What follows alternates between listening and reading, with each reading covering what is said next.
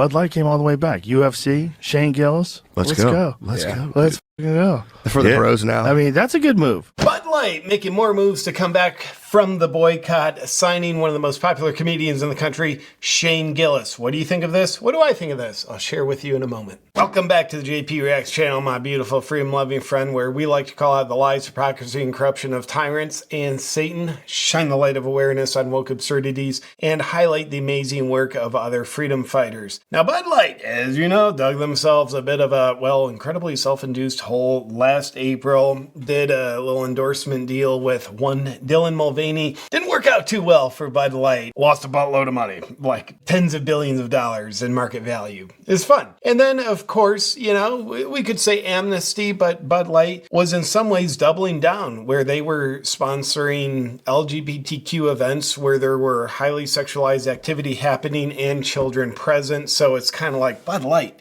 you're kind of deserving what you're getting with this boycott. Now, I will say the Bud Light boycott, to me, it was different than regular cancerous cancel culture for two reasons. One, I like the boycott, therefore I'll see it differently. There's actually maybe some truth to that. But second off, this wasn't some viral online mob of people just like intimidating everybody. Don't drink Bud Light, though I'm sure there was some of that going on.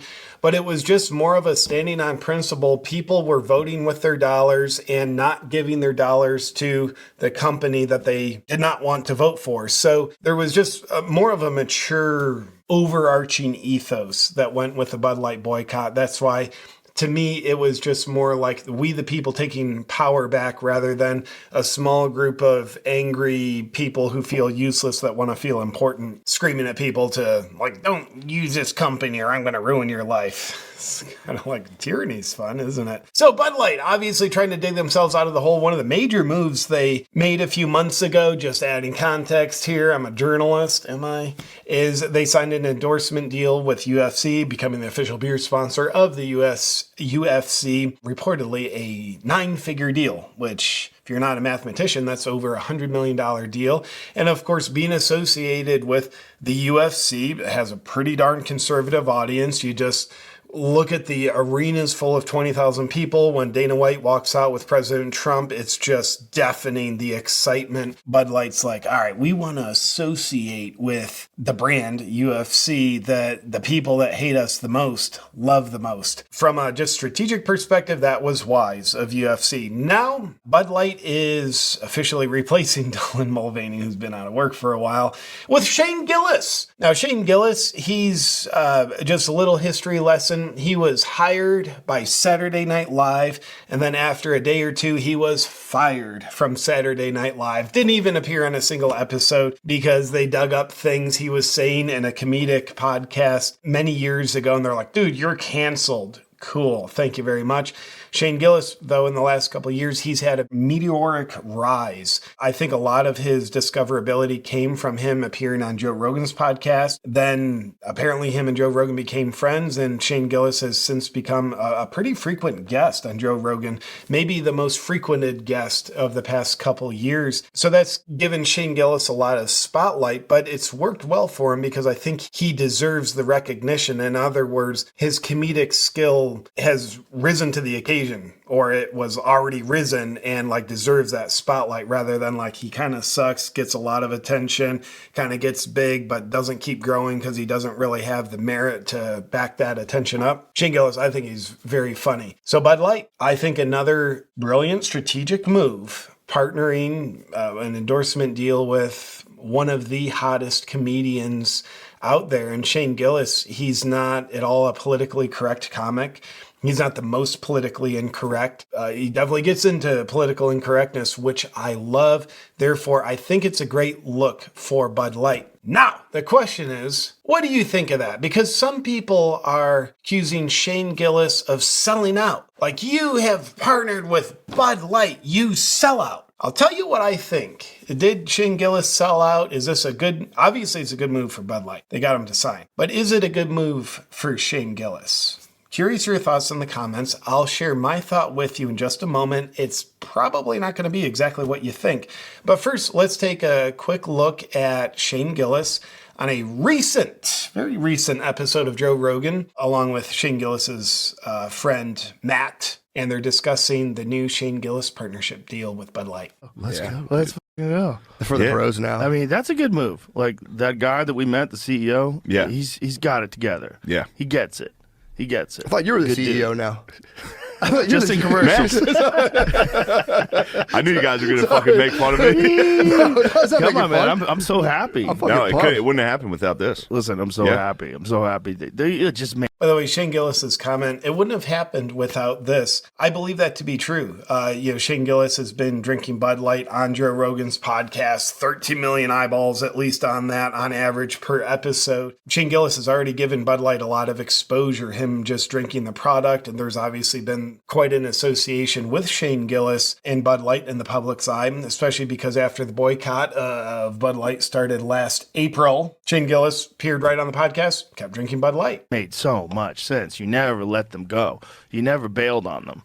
In the heart of all the craziness, you never bailed. Kid Rock's fucking shooting cases of it. That turncoat. That's your nemersis. That's your nemesis now. I have to fight Bobby next time I go to You Nashville. you should have a duel, a classic duel. I think it was an important moment in culture where people realize, there's consequences for certain things. And some people, like a guy like Kid Rock, can shoot your brand. You got real problems with that Who would have demographic. guessed? I wonder how much less severe Bud Light's boycott would have been if there wasn't the iconic video of Kid Rock shooting the cases of Bud Light. Like, I think that really etched into people's minds. Who would have guessed? Who'd have fucking ever thought that was going to happen? Just seeing Kid Rock do that, people must have been like, oh, You think they watched it in like a boardroom? Like, guys, we got to talk about this. I mean, that lady who was maybe. the lady who was in charge. Okay, so that was just a little bit of color on the situation. Shane Gillis discussing it with Joe Rogan. If you're curious of my judgment of the situation, did Shane Gillis sell out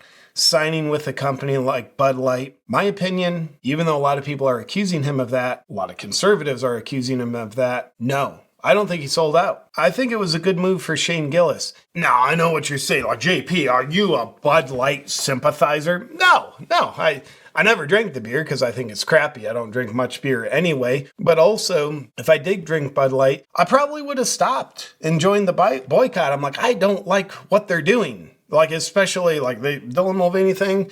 All right, but then they kept sponsoring these LGBTQ events with children present. I would have kept boycotting Bud Light. But I say that I think this is a congruent move for Shane Gillis. I don't think he's sold out. I say that based on principle. Now, if I was using my own preferences, my own reactions, I would say I don't like Bud Light. Shane Gillis is associating with Bud Light, publicly basically saying I like Bud Light. So I think Shane Gillis is a sellout. But no, that's not me being principled. Me being principled sees Shane Gillis is standing on principle here. Why? Because once the big boycott of Bud Light started, Shane Gillis kept drinking Bud Light, saying, I like this beer, I'm going to keep drinking it. Boycott, I understand it. I'm not on board with it. I don't want to boycott. Awesome. That's called freedom. It'd be a completely different thing if during the boycott, Shane Gillis was like, dude, yeah, I used to drink Bud Light, but now screw them. Look at what they did.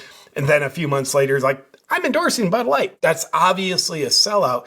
But Shane Gillis was standing on his principles. Now, they may not be your principles. They may not be mine. But I respect someone who is standing on their principles. They make up their mind what they stand for, and then they stand for it until, they evolve their mind. You can always upgrade your principles. But when someone sells out, what they're really selling out is their principles and their values. I don't think Shane Gillis is doing this at all here. He is being congruent with himself. Is he being congruent with what you think of Bud Light or what I think of Bud Light? No, but he is being congruent with himself. And I respect that. I actually don't like it. I don't like Bud Light getting like these great strategic endorsement deals with UFC and then really hot comedian Shane Gillis.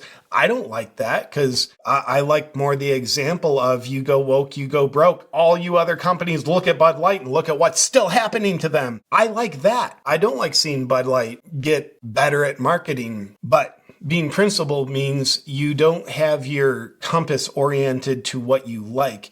You orient your compass to what's principled. I think Shane Gillis is standing on his principles, and this is congruent for him. So that's my judgment of the current situation. I don't like it, but I definitely respect it, and I think he is being congruent. I don't think he's sold out whatsoever. That's my opinion, but let me know what your opinion is in the comments section below, and I'll look forward to seeing you on our next video. But first, here's a special message, definitely not brought to you by Bud Light. Hey, if you're a freedom lover, you know that freedom starts with your health. It's the ultimate freedom, and that's why I am proud to have started Awaken CBD. Many who have joined the Awaken CBD family have been finding they're getting amazing results with enhancing their health, like Tyler. What? I didn't even know you had a CBD company. He loves it. I've never taken it, so please don't put this on the internet pretending like I'm... Is that even safe? Do you know what you're doing? This is like medicinal. Just like Tyler said, Awaken CBD is third-party tested to ensure quality, potency, and purity. Yeah, I don't see that written on the bottle, and don't put this on the internet. Are you even gonna pay me for this? You're doing it, just putting me in a commercial? I use Awaken CBD every day as one of my freedom rituals to help me de-stress and balance my body. Dude, this seriously looks sketchy. Do you have this made in Wuhan or something? We like to say it's not sketchy, it's surprising. Now's a great time to bring Awaken CBD into your life because you get 10% off your first order, and if you join our Subscribe and Save Club, you get an extra 15% off your first order. Seriously, don't put me in this. You invited me over to watch a movie, and you're just doing a commercial? Just Venmo me or something. You heard it from Tyler. This stuff really works, and you can get yours. Just go to awakencbd.com. Don't you guys have like a class action lawsuit against you right now? Not yet.